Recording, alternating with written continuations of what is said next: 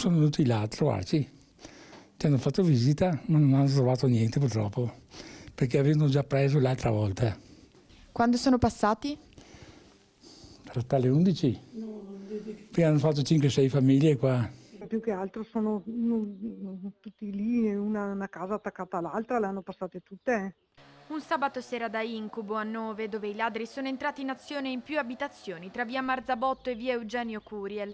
Colpi a raffica senza curarsi della presenza dei residenti all'interno. Dopo quando ho visto sopra, no, guardato nelle finestre, c'era una finestra aperta, perché avevano fatto il buco col trapano e avevano alzato la maniglia. Ho visto sopra il letto le cose che avevano tirato fuori i cassetti e messi, che hanno rovesciato per vedere se trovano l'oro. I malviventi sono entrati dal giardino per poi utilizzare la solita tecnica del foro sulla finestra. È già il terzo episodio per i Marman. In questo caso non hanno rubato nulla, a differenza delle volte precedenti. La loro vicina Marianna, invece, non ha avuto la stessa fortuna. Sono arrivata a casa alle 11 e ho visto che c'erano tutti i vestiti degli armadi, dei cassetti per terra.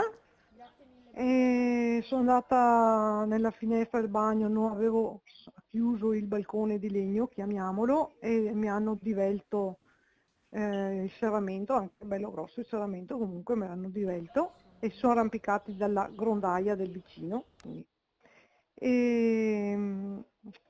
E ho controllato in camera dove c'erano 2 braccialetti d'oro di mio figlio e mi hanno portato via i braccialetti. Ad agire all'interno sarebbe stata una sola persona, mentre i complici lo aspettavano fuori.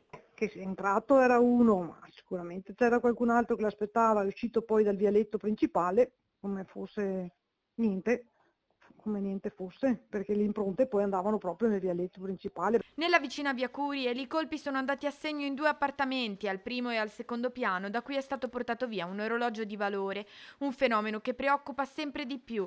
Rispetto agli anni scorsi, i furti non si concentrano più solo nei mesi autunnali e invernali, ma colpiscono anche a fine marzo e cresce la paura tra i residenti. Come più volte ci hanno raccontato vittime e vicini, c'è chi dorme con una mazza da baseball vicino al letto.